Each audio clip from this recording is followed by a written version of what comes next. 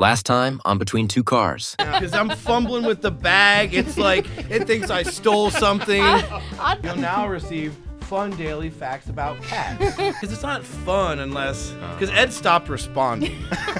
So it's like, I was still doing it like a couple times a month. I'm like, well, I'm sending him cat facts. It's just my thing I'm going to do. You're on thin ice here. Oh, I know. If you're going to be part of Hudson Automotive Group and you're going to start bashing John Maxwell.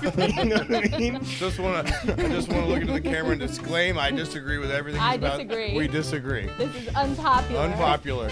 Go get the box and just clean out his desk.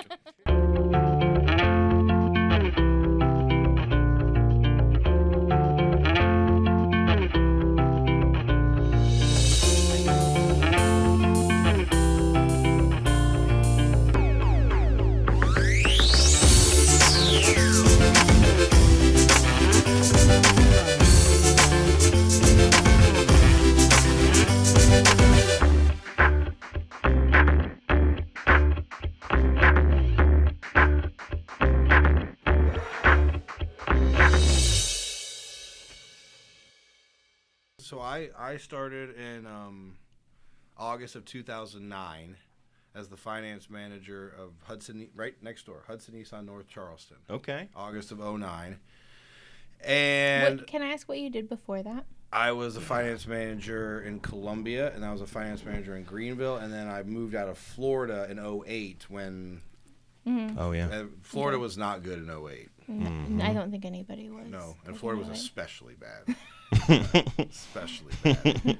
If you've seen that movie, The Big Short, they talk a little bit about the Florida housing market. But so so I moved out of Florida. I bounced from a dealership in the upstate in Greer, then to Columbia, and then came to Charleston and started with Tom Downing. Wow. Yeah. In August of 2009, and was the finance manager, and then eventually became what we refer to as a non-spinning director. So I didn't actually sit in front of the customers. I was more coaching the team and training and handling, bank funding and kind of a lot of stuff like that. And so when David was going to move F&I support in-house, and not have, because a lot of times you'll pay a company to do that. He wanted to vertically integrate that. And my name got thrown in the hat because I had done that at Hudson, trained F&I managers, and that had worked out pretty well. And so my name got thrown in the hat. And I remember I knew I was being considered, and David showed up one night, and it was like 8:15, or it was like 8:07, something like that. It was dark outside, I know that. And, we had to wear ties at Tom's place as F&I managers. And so Tom calls me from my office. He goes, all right, get up here. You've done it now. I'm like, oh, my gosh. So I walk in. It's David and Tom. And Tom said, all right, sit here in Tom's chair, like on the other side of the desk. I'm like, no, David, you. He's like, nope, that's your chair. And I'm like, oh, gosh. And all I remember was he's asking me questions, and I could just feel my jugular being against the shirt collar. And I'm just thinking, don't pass out. If you pass out, you're definitely not going to get the job. If you could just get through this, it was saying something fairly coherent. Yeah. And, and so January of 2014, I did the F&I job at North Charleston for about 4.5 years. Is that my math right on that? Yeah. Wow. And then January of 2014, I started as the corporate F&I director. I walked in, and it was me, Mr. Hudson, and his executive assistant. And that was it. And that was, I've been in a dealership my entire life. My first job was parts delivery when I was 18. No kidding. And so, it's noisy in a dealership. Yeah. And so I would call my wife, and I would be like, yeah, so I'll be home later. And she's like, why are you whispering? I'm like, you don't understand how quiet it is in here. There's no popcorn machine. No one's paging, or there's no customers yelling. It's really quiet in here. Like a library. Did you, so when you took the role on, so you basically got to create that role. Yeah, there right? was. Which there was was really cool. There was no role. And so I knew what that role looked like from other people who had come and visit me and trained me in my career. And so I thought, well, here's all the things that the people I thought did a good job did, and here's all the people that I thought did a bad job. Here's what they did. So let me do a lot of these things and not these things, and hopefully this is going to work out. Yeah, man. So it was me, little Nissan Versa. Wow. And I was just because most of our stores at that point were in. We had 6 stores. We had this Nissan store here, and then we had Honda Morristown, Honda Kingsport.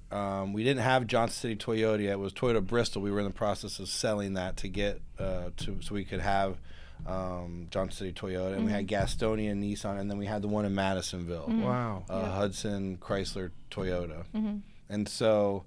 Mostly because Highway 26, actually, if you know this, it ends in downtown Charleston and ends in Kingsport, Tennessee. I didn't know that. So you literally, all I would do is just get on 26 and go. No kidding? Okay. Yeah. That's hilarious. Wow. Like nowadays with Super Cruise and self-driving, it would be a way better trip. I actually had to drive the whole time back then. Like an idiot. Oh. So antiquated. And so, I traveled around. It was just me and the 6 dealerships, and we, of course, as the story goes, we kept adding dealerships, and then we started to add additional F&I support. Tyler Wolf was the first, second F&I support person that we added, and here we are with 5 regions and 52 dealerships, I think, is close to the amount. It's pretty impressive. It's pretty impressive, like what you were able to do, right? Just taking that opportunity that was given to you and saying, I'm going to make something out of it, because that can be pretty daunting, to get into and be like, well, I don't have a template for this. I don't know what I'm doing here. It was a little bit. It was a little bit daunting, and when I probably get in trouble for saying this, but we can cut it. We can edit it out. If you don't think we should air this part. So when I to your point, I didn't have a template. I didn't really know how good of a job I was doing or how bad of a job. I mean, I thought I was trying to do everything I could. I'm going and sitting in on the deals, live deals. That's what the guys who did a good job I thought did. So I'm sitting there with the customer and the F&I manager, and I'm jumping in and coaching and all this kind of stuff. But I don't know if I'm doing a good job. And finally one night, I'm like, you know how you get it in your head. I'm like, I'm getting fired. That's it. It's all over for me. Like, I don't know why I thought that, but I'm like, this is it. I know it 100%. So I emailed David that night. You don't give it 24 hours, which now I've learned to do. I love this. This is great. I'm like, I would like to have a professional assessment or something. I forget what I said. Something like that. Basically, I need you to just go ahead and put me out of my I know you're going to fire me. Let's just get this out of the way. Shoot me. Just do so it. I go in there, and I show up that morning that we're going to have our meeting. And, like, I've got conspiracy theory to the max at this point. TC walks by and says good morning, and I knew, by the way, he said good morning to me, that I was definitely getting axed that day. I'm like, oh, it's all over.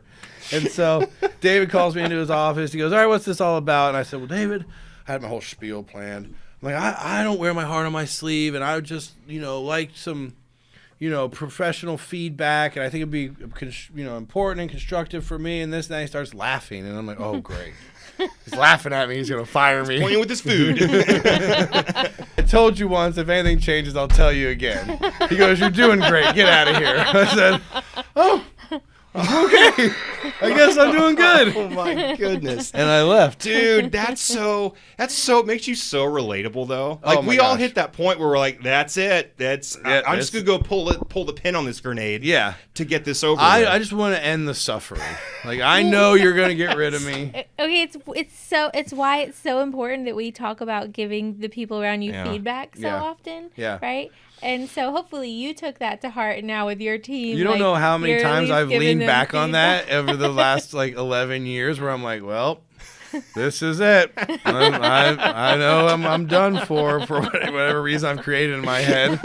And I'm like, but David hasn't said he doesn't love me anymore. And so is David at that point creating, the culture is David at that point. Wow. And, he just is the person that you want to work for. Absolutely. That's the best way to say it. Yeah. When our core value is people are our greatest asset, I mean, that's absolutely fact. Wow. He believes that and that starts at the top, and you can see it just go all the way down, because we don't have general managers that are, and I've worked for them, not at Hudson, but at other organizations where being berated is just par for the course. I mean, that's just. And if they do come in, they don't last long. No, no, that's not something that's gonna stand. So I was even thinking about what you just told me, like when you called Daniel and like, hey, I'd like to be considered for that, and just kind of like taking. That's taking some ownership of your own trajectory a little bit and putting it out there, and but like, it sounds like there's this mutual level of trust that even if he came down differently on it, you know what? We're still okay. Yeah, you have to shoot your shot too. Yeah, you got to shoot your shot, and then you have like, this liberty to kind of like not just let things happen to you, but happen to them. It's like conversations like this do make me feel really lucky to be here. Like, when you hear about, like, this is the kind of organization that you work for. Well, look, any job has its ups and downs. Any organization has its ups and downs. But, like I said, I've been here 16 years total, 11 years in corporate. And, Faith's been here almost that long at corporate. And people don't stay at jobs that long if, Yeah. They've done studies, and people don't leave jobs. The number one reason people don't leave jobs is not financial. Right. They don't feel part of a team. They don't feel appreciated. They don't feel like they're contributing. That's why people. Yeah, that's why people stay in jobs, and that's why people leave jobs, because they aren't getting those things. And I think that the organization has done an amazing job of providing those things for people. And so I think we see a good lot of longevity for that. We do. Adam, I want to ask you a question that feel free, I know I'm throwing it out there, but feel free pass. Feel free to say you don't want to talk about it, but would you be willing to talk about your health? Sure. Okay. Yeah. So you talked a little bit ago about how you were on the road, you didn't even have a house here, all these things were happening. Yeah. Or you were just like go, go, go, go, go, go, go. Yeah. And then you had a stroke. I had a stroke, yeah. I was 30, I think, so this March will be 6 years ago. And, I wasn't like, I was heavier than I was now, wasn't like morbidly obese or anything. And had a stroke, and what did you learn from that? What do you do differently now after that happened? Well, so I guess the most obvious thing that I do differently is you find out, when you have a stroke at 38 years old, and by the time I was in the hospital, I couldn't move my left arm, I couldn't move my left leg. I started to have what they call facial droop on the left side, because you're not getting any blood, so your nerves are dying. And they did what's called a thrombectomy, where they put an incision in your groin and the artery, and they take a little snake and they fish it from here all the way up into your brain, and then they suck the clot out. And on the operating table, I started to move my fingers and toes and everything again. And so they can't figure out why it happened, but genetically high cholesterol, genetically high blood pressure. And so I went vegan in the hospital, and I've been vegan ever since. And so people, are like, well, was it hard to go vegan? I'm like, well, I had a little bit of motivation. Yeah. Like, I imagine, like, if you just, like, want to lose a little weight, or, like, you think the cows are cute, like, that might be harder to go vegan. But I'm like, well, not really. I thought I was going to die at any moment. And so it was, I guess that was the most. To say like. Did you cut back on traveling or anything? Oh yeah. Yeah, at first I cut back way on travel because I was terrified. Yeah. To travel by myself because the stroke happened at like 5 a.m. You're lucky. Were you at home when it happened? I was home when it happened. I got up and went to use the bathroom, and my wife at the time was getting ready to go to work, and she said I was like slumped against the side of the wall. I didn't realize, and she's like, "What are you doing?" I'm like, "I'm fine. What are you talking about? Like everything's fine." And then she realized weird how things work, but she had read an article about strokes 2 days before. And so she was like, say chicken noodle soup because that's what you're supposed to say. And I'm like, this is stupid. Why? And she's like, say it. And I thought I said it, and apparently I garbled it. And she goes, raise both your arms. And I went to go raise both my arms, and the left one didn't go up at all, and she called 911 right away. I thought the left one, I didn't realize. And so the EMS shows up, and they're like, do you think your blood pressure's not high enough? We don't think you're having a stroke. Do you want to go to the hospital? I'm like, no, I'm fine. I'm totally fine, literally. And she's like, he's going to the hospital. He is absolutely going to the hospital. And so they're wheeling me out in the little chair like this. And I'm looking at her, and I'm like MF, and I'm like, okay, well, I'm so mad at her while they wheel me out backwards. I was so angry. I'm like, I can't believe this is happening. It's so embarrassing. Like, chicken noodle soup. I'm fine, chicken noodle soup. And so I get in the ambulance, and your feet are up, and they got the blanket on. You see your toes. And I realized before the guy gets in there, I'm like wriggling my right feet, and I'm like, oh, that's fine, duh. And then I try to wiggle the left, and I realized, oh crap, that one's not moving. Wow. Is TC, his wife, David Hudson, and his wife were the first people in the hospital besides my wife at the time. And so David had plans the jet was ready to go to Ohio or something for a Lexus meeting, and that didn't happen, and he was in the hospital. I didn't know at the time. I did when we came into the room, but yeah, it was to see when my wife came in and said, well, David and TC are out there. And by the way, I had the stroke at like 5 a.m. So they were there at like 6:30 in the morning, and they were the first ones there. And I mean, that's the kind of organization that we work for. So I'm in the hospital. I can move my fingers and my toes. I'm like, all right, well, I'm good. Like, I get to go home now, right? Like, thanks, guys. Thanks for the life save. You're solid. I'm gonna head out of here. And they're like, no, you're going to be here a while. Like, we're going to give you like the physical of all time. And so I'm in the ICU, and, my mom and my wife at the time had already come in, and then come David and TC.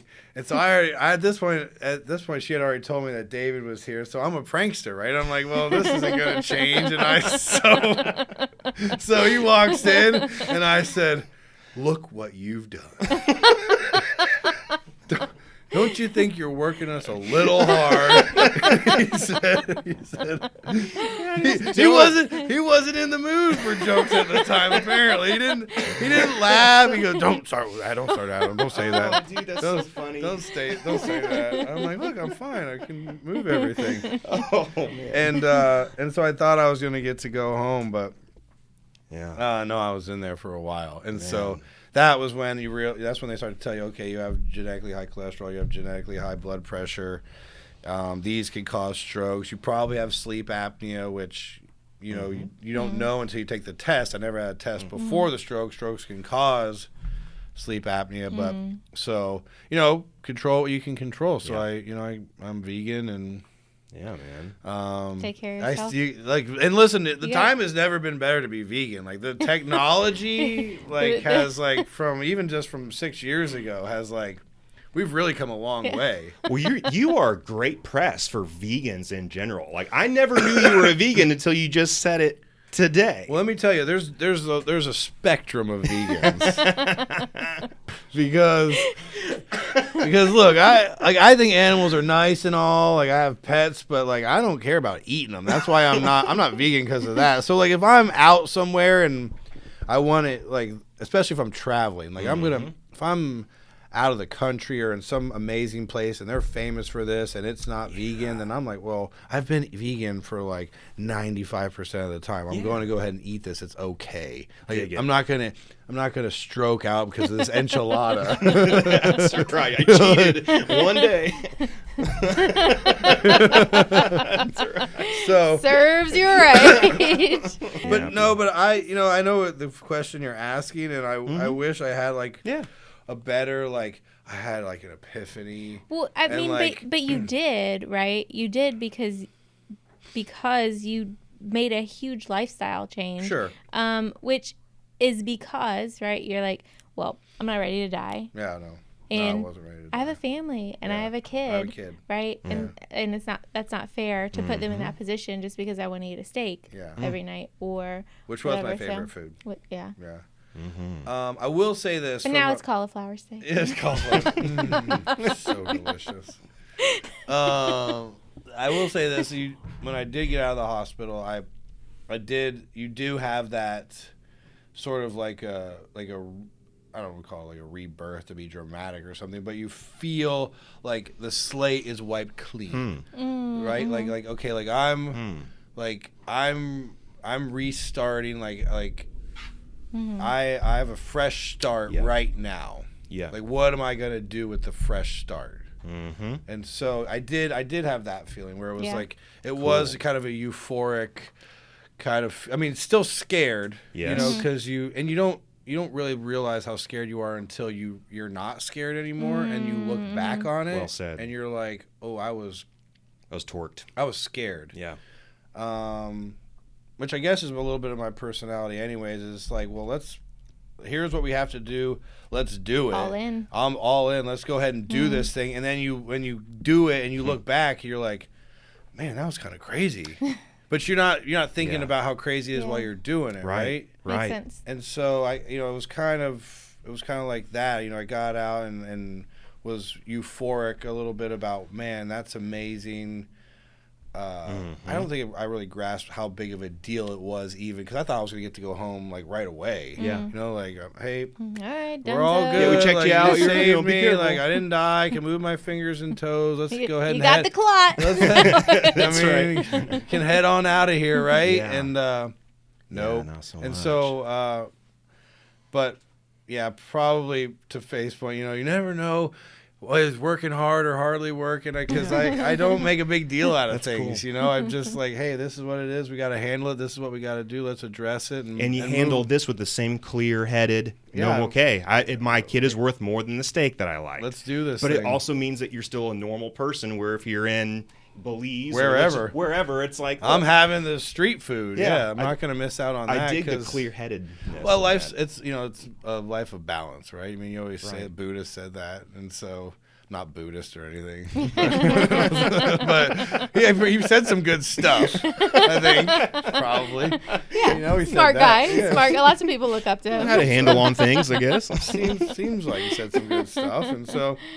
You know, life of some people take that to the extreme. Yeah. Where they're like, yeah, I'm getting loaded on the weekends, but life of balance, right? I'm not sure that's what he meant. But, so if you commit to this for a majority of the time, and then if you want to indulge yourself in this food or that food every now and then it's not that big of a deal. And so nice. Thank you. I don't ever not say I wouldn't have some kind of food just because I'm vegan. I can't have that. No, I'm vegan. 95% of the time. It helps with that lifestyle change too, right? Where you're not depriving yourself of. Yeah, because it's like you're not like coveting. Like, yeah, exactly. I really appreciate you being so transparent and open about it, because I feel like I kind of learned a lot. Yeah. I mean, that's really cool stuff. It is a mayonnaise. Well, it sounds gross when you say it like that. Well, I really appreciate that, because Mom always said I had a face for radio. So that left lane is for us movers and shakers. We gotta go. So you're supposed to put the cream in the No, cup? you just do in my world. I knew you would appreciate that. My sister, I love Faith. But yet, I could travel this great world over. And when I get on the road from Johnson City to Bristol, you can bet you we're going to be too wide, about 4 mile an hour below the speed limit coming home. You can leave my potato salad in the ground where it started, because I'm not going to eat it.